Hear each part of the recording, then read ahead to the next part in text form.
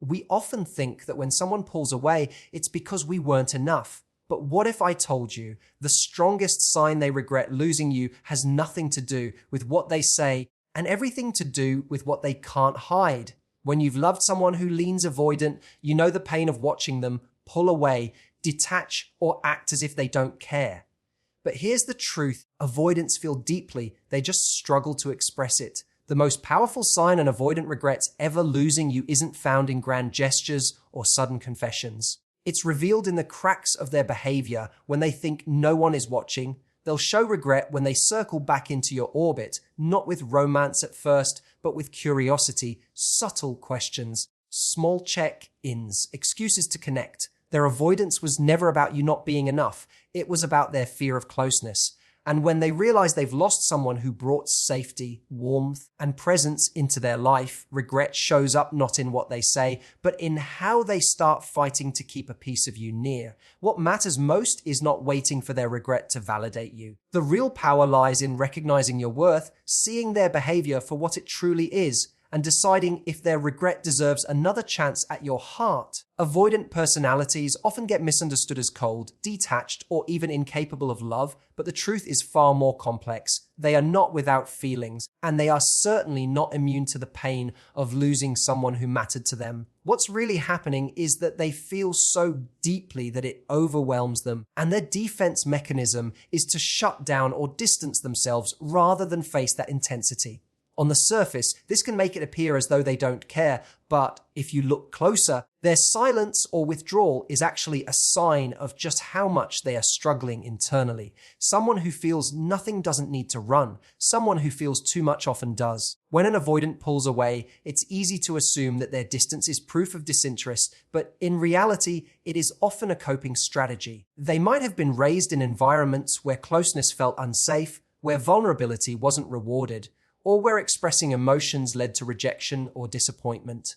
Over time, they learned that the safest route was to shut their feelings down before anyone else could hurt them. That habit carries into adult relationships, and so when they lose you, the regret they feel doesn't always look like the regret you'd expect. Instead of openly admitting they miss you, you might notice it in quieter ways: an extra pause before walking away, an unexpected message weeks later, or the subtle way they linger around things that remind them of you. The mistake many people make is believing that because an avoidant isn't vocal about their emotions, they don't have them. This couldn't be further from the truth. In fact, their feelings can be so intense that they try to bury them under layers of detachment. You might see them post about how great they're doing or act indifferent when your name comes up, but behind that facade is a storm of emotion they're trying desperately to contain. Regret for them is not an absence of emotion. It's the presence of too much emotion they haven't learned to handle. It's also important to remember that avoidants don't always regret immediately. They may initially feel relief in the space after losing someone because distance is their comfort zone. But over time, as the reality of your absence sets in, that sense of relief often transforms into a gnawing awareness of what they've lost. This is when you'll see signs that they are wrestling with regret, even if they can't say it outright. They may scroll through old photos, keep tabs on you quietly, or find excuses to come back into your life. None of these behaviors are random. They're evidence of an emotional depth they don't always know how to show. The key is to look beyond their words, or lack thereof, and pay attention to the underlying behavior. Someone who never cared doesn't circle back. Someone who never cared doesn't feel conflicted when they see you move on. It's the depth of their feeling, hidden beneath layers of avoidance, that gives away the truth. They do regret, they do feel, and sometimes they feel more than they know how to admit. When an avoidant regrets losing you, the strongest sign isn't a dramatic confession or a sudden declaration of love. Instead, it often begins with something much more subtle: their return in small, almost unnoticeable ways. Avoidants rarely come back with fireworks because vulnerability terrifies them. To walk directly into your life and say, "I regret losing you," would feel like stripping themselves bare, and that level of openness clashes with their instinct to protect themselves. Instead, what you'll see is curiosity, a small message out of nowhere, a comment on something insignificant, or even an accidental like on a post they shouldn't have been scrolling through at midnight. These gestures might seem casual, but they are rarely casual at all. They are careful, cautious steps back toward you, disguised as light interactions so they don't have to admit the depth of their regret. An avoidant who regrets losing you will often test the waters, not by diving in, but by dipping a toe. They may ask a question that doesn't really need an answer, like, "Hey, did you ever finish that project?" Or, "I saw this thing and thought of you." On the surface, these are harmless check-ins. But beneath them is the unspoken question, do I still have a place in your world? They aren't reaching out for information, they're reaching out for reassurance. They're trying to find out if the door they closed on the relationship is still cracked open. These small check-ins are meaningful because avoidants don't waste energy on things that don't matter. For them to even send that little message means that something inside them is unsettled. It means they are thinking about you, perhaps more often than they want to admit. Their regret doesn't always show in a sweeping gesture of apology, but in the persistence of their quiet attempts to re-enter your space. That little "how have you been" is not as simple as it looks. It's layered with longing, uncertainty, and the hope that maybe you'll let them back in, even if just for a moment. You may also notice excuses to connect that don't really have a logical reason. They might reach out about a book you lent them months ago, even if they could have mailed it back. They might bring up an inside joke just to see how you respond. They could even reach out to ask advice on something they don't truly need your opinion on. These aren't coincidences, they are calculated, careful strategies to stay tethered to you without exposing themselves too much. The behavior is subtle, but if you've been paying attention, it's unmistakable. What this shows is that regret for an avoidant doesn't roar. It whispers. They don't storm back into your life, declaring they made the biggest mistake of their lives. They inch back, step by step, through curiosity, through excuses, through the tiniest doorways of communication. And while these gestures may look small from the outside, they are massive when you consider the fear of intimacy and rejection that drives their avoidant tendencies. Every check-in, every little excuse to reconnect is evidence of a battle happening within them. The part that longs for closeness versus the part that fears it. When the longing wins, even for a moment, you see it in those quiet returns, those subtle signs that they are not over you, and that losing you is a regret they can't quite escape. When someone with avoidant tendencies regrets losing you, it is almost never revealed through their words. In fact, their words can often mislead you because they're so practiced at keeping emotions buried. They might insist they're fine, that they've moved on, or even that the breakup was for the best. But their actions tell a different story. Actions don't have the same filters words do. They slip through unconsciously, showing you the truth they're trying to hide. This is why, if you want to know whether an avoidant regrets losing you, you have to stop listening so much to what they say and start watching how they behave. You might notice that their patterns of behavior don't align with the story they're telling. They may claim they've moved on, yet they continue to monitor your life in subtle ways. They show up on your social media. They keep tabs through mutual friends, or they somehow know details about your life that you didn't directly tell them. These actions may seem small, but they reveal a person who hasn't let go.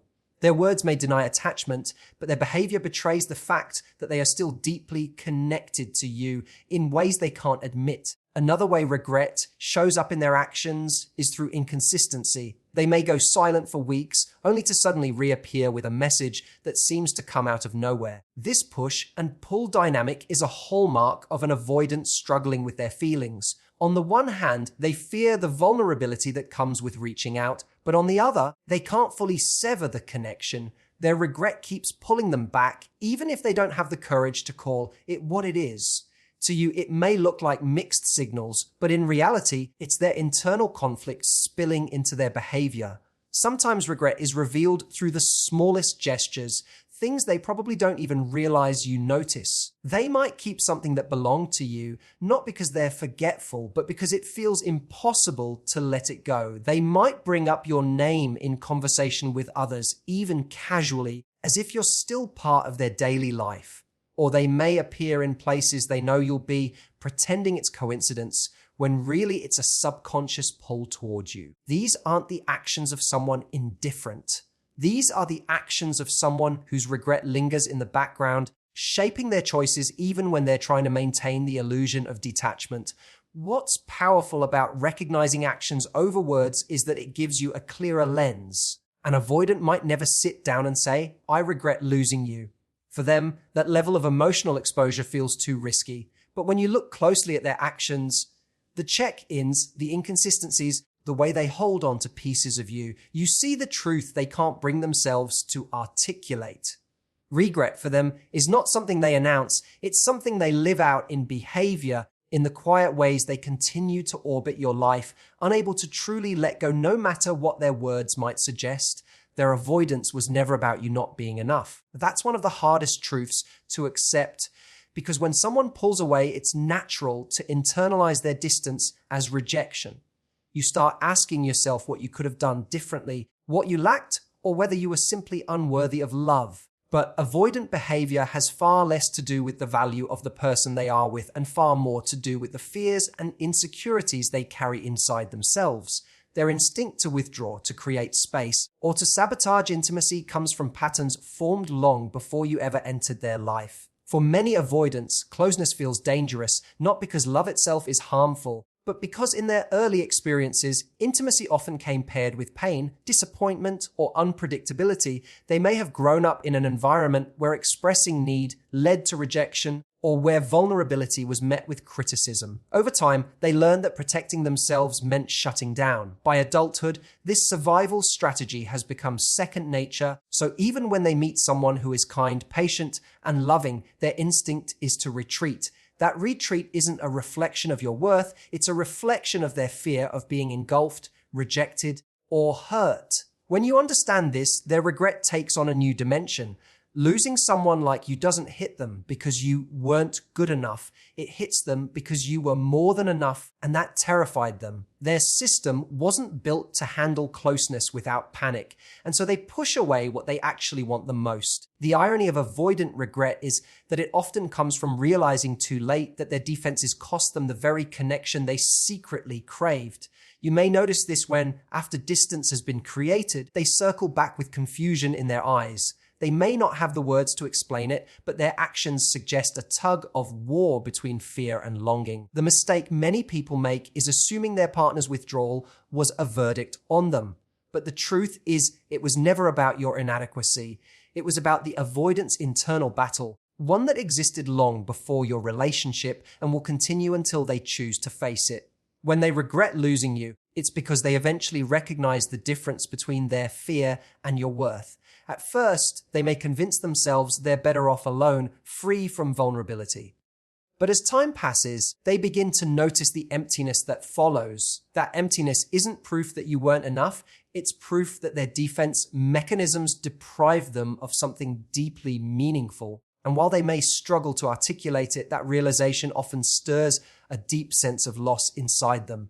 This is why it's so important to separate your self-worth from their behavior. Their avoidance was a shield, not a statement. If they regret losing you, it's because they know deep down they pushed away someone who offered safety and love, not because you lacked anything they needed. Their avoidance was about their fear of intimacy, not your value as a partner or as a person. The real strength lies in knowing your worth and deciding for yourself whether their regret deserves another chance at your heart. When someone with avoidant tendencies begins to circle back, it's easy to get swept up in the signs that they miss you. The small check-ins, the lingering presence, the sudden curiosity, all of it can feel validating, especially after a period of silence or rejection. But the trap is in believing that their regret alone is enough reason to open the door again. Regret, while meaningful, is not the same as growth. It's a signal that they feel the loss, but it doesn't guarantee they are ready to do the work to hold on to you. This is why your power lies not in waiting for them to change, but in standing firm in your value and asking yourself whether what they bring back is truly what you deserve. When avoidants return, their actions often come wrapped in hesitation. They may give just enough to show they care, but not enough to meet you where you need to be. Without clarity, it's tempting to accept breadcrumbs, to believe that small signs of regret are proof that things will be different. But strength means looking beyond the surface and recognizing the difference between someone regretting your absence and someone being ready to honor your presence. The fact that they feel something doesn't mean you are obligated to step back into the same cycle. It's also worth remembering that your worth isn't proven by whether they come back. Many people fall into the mindset of waiting for validation in the form of their return, as if their regret is evidence that you mattered. But you already mattered. You mattered before, during, and after the relationship. Their regret may highlight what they lost, but it doesn't define what you deserve. Real empowerment is in holding on to that truth, no matter what they do or don't offer. Deciding whether their regret deserves another chance means asking yourself hard questions. Have they shown genuine change? Are they capable of giving you the love, security, and consistency you need? Or are they simply reaching out because they miss the comfort of your presence without being ready to face their own fears? Avoidants can feel deeply, but unless they take responsibility for their patterns, those feelings can pull you right back into the same cycle of closeness and distance. Recognizing your worth means being willing to walk away, even when they finally admit they miss you, if their actions don't align with what you need. Strength, in this case, is not about being hard or unfeeling. It's about being clear about what you bring to the table, clear about what you want in return, and clear that your life doesn't hinge on someone else's ability to manage their fear of intimacy. When you operate from that place of clarity, their regret is no longer the deciding factor. You become the one who decides whether their regret leads to a second chance, or whether it simply serves as a reminder of the value you hold that they couldn't protect the first time. What I want you to remember is this: the strongest sign an avoidant regrets losing you is never about the words they struggle to say. It's about the actions they can't stop showing. Their silence, their small returns, their attempts to stay connected all point to the truth that they did feel something deep, and losing you left a mark they can't erase. But regret on their part doesn't determine your value. Your worth isn't tied to whether they recognize it late or whether they come back seeking another chance. Your worth has been there all along, long before they entered your life and long after they left. So if they circle back, don't let their regret be the proof you were waiting for. Instead, let it be the mirror that reminds you of your own power, that you were unforgettable, that you mattered, that you gave love that touched someone so deeply it scared them. And then, from that place of strength, you get to decide whether their regret earns a role in your future, or whether it simply teaches you to hold your standards higher moving forward. Because the strongest love story you'll ever live isn't about being chosen again by someone who once walked away. It's about choosing yourself every single time.